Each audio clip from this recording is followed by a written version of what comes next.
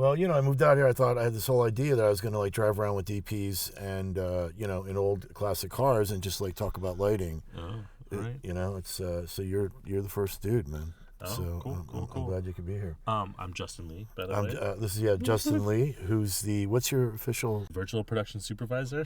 It's like either DP and yeah, DP right, and virtual production. My job is to make sure things look good. Kino Flow reached out to me and said, "Hey, how do you feel about reviewing these mimics? You want to get a couple?" And I said, a little out of my wheelhouse. I don't really do LED volume stuff because I'm mainly a gaffer, with gear, doing location work. And I said, hey, why don't you send them over to Justin Lee? We're, over at B Electric Studios.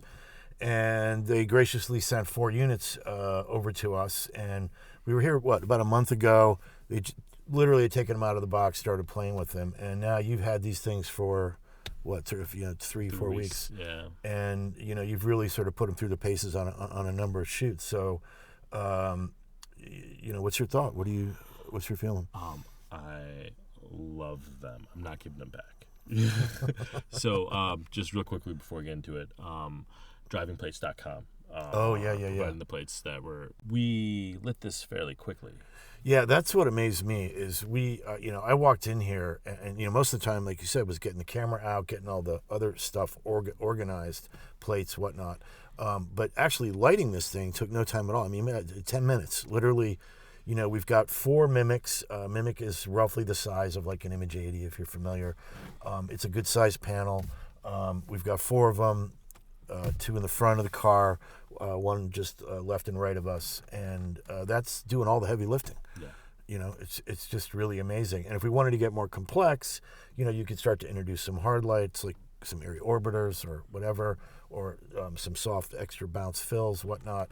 But I was amazed just looking at the monitor right out of the box, man. We could shoot just like it is. Yeah. I guess we should say these are not DMX units. These are networkable units. So you're basically running data cable, Ethernet cables between them. But then you decided that wasn't smart. Yeah. So like according to the manual, there's a specific daisy chain, Protocol, route. yeah. Port and route. So then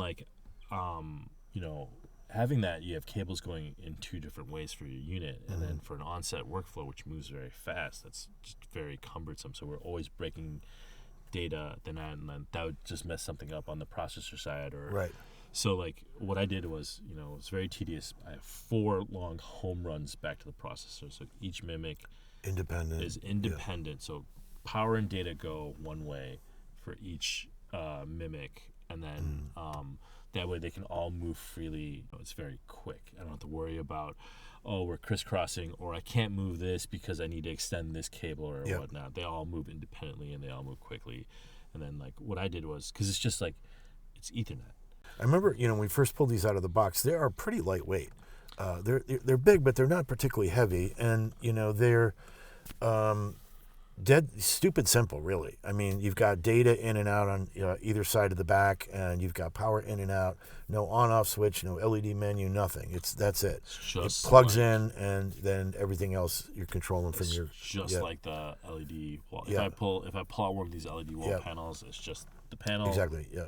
Some modules, so if a pixel breaks, I can pop a module out and then put a new one. It's magnetic, so I can just literally push it out, and then it's about yay big, each Kino module.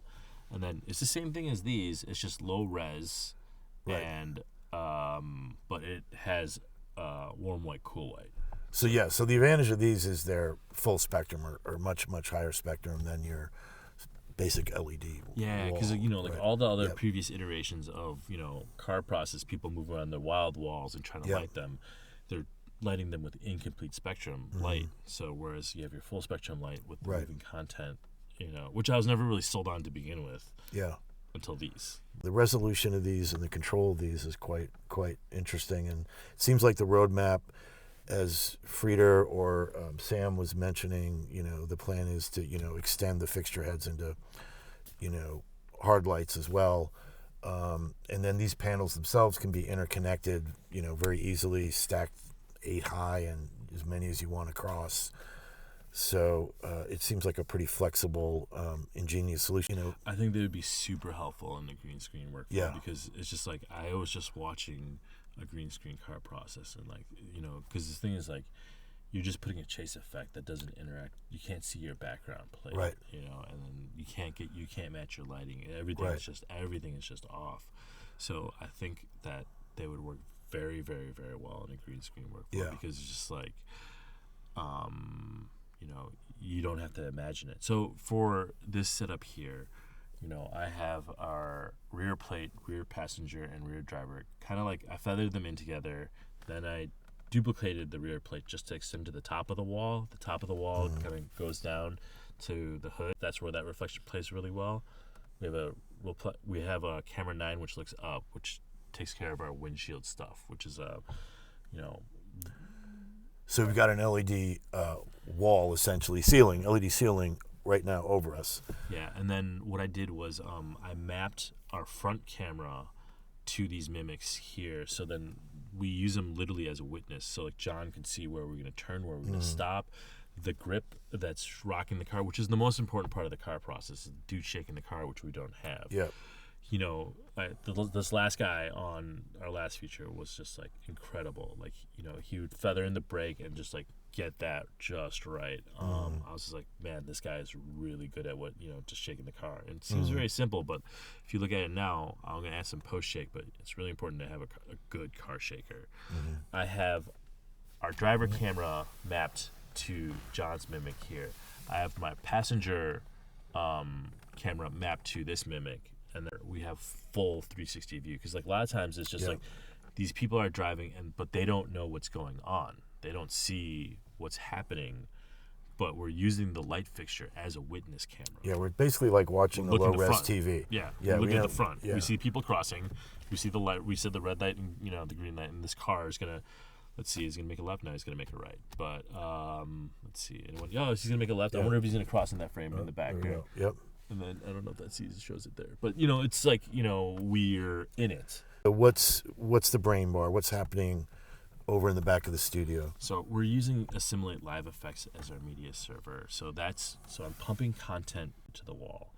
And then what I'm also doing is I'm sending that feed to the wall, and I'm also sending that feed to a different Assimilate Live Effects machine, and I call this like my IBL machine, or my image-based lighting machine. So I have my Camsys board and a Assimilate computer, lighting program controls, and then I have my color grading and scaling controls. Tactile controls are very, very well. You know, it's all about speed. How fast are you? Right. How fast are you?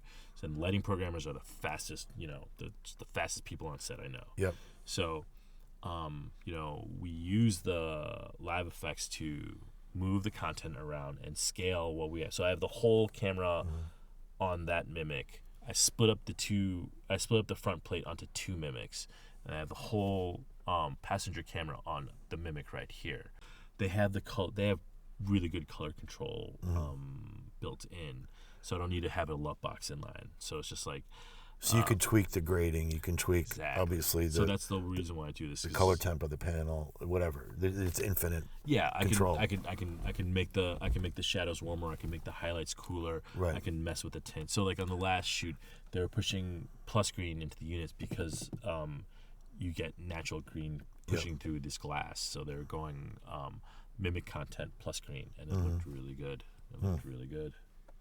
And I'll point out also that we didn't do this last time, but today you've got some very light diffusions on some of the Mimiks.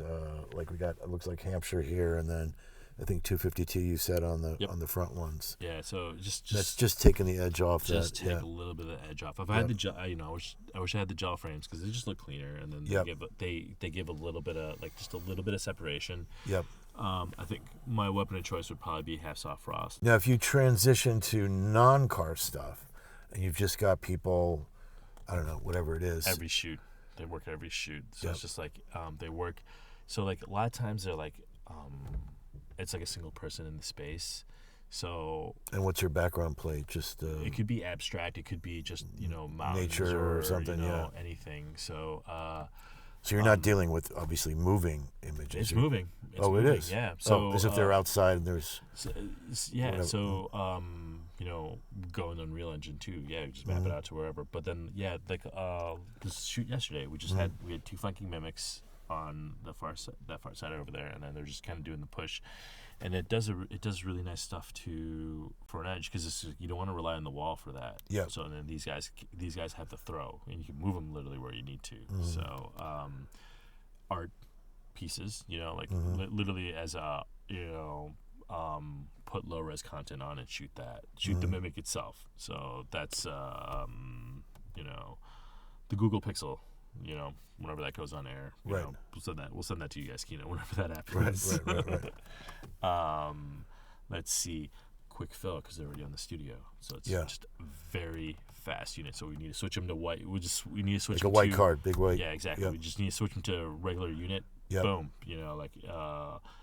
Throw a fader, and then they're a regular unit. A little bit of hard light, some car shake, and this is, Bob's your uncle. Yeah. This is good. Well, cool. Thanks, Justin. I appreciate it. Did we say we're B Electric? Want to thank B Electric for letting us come in and hang out here today. So that is the Kino Flow Mimik. Yeah. So I think most people don't know this studio's here. So this studio is 1000 Dean Street, Brooklyn, New York. Brooklyn. Most comment I get is I didn't know that this was here. Yeah, I didn't know it. This is here. Yeah. This is here. So, thanks to Kino for sending us these units, and nothing but great things to say. So hope you get a chance to check them out. Yeah, they're wonderful. Yeah. So we're gonna keep driving around. All right, we'll see you in Salon. Thanks. That was pretty good. I think it was great. Yeah. I think it was great.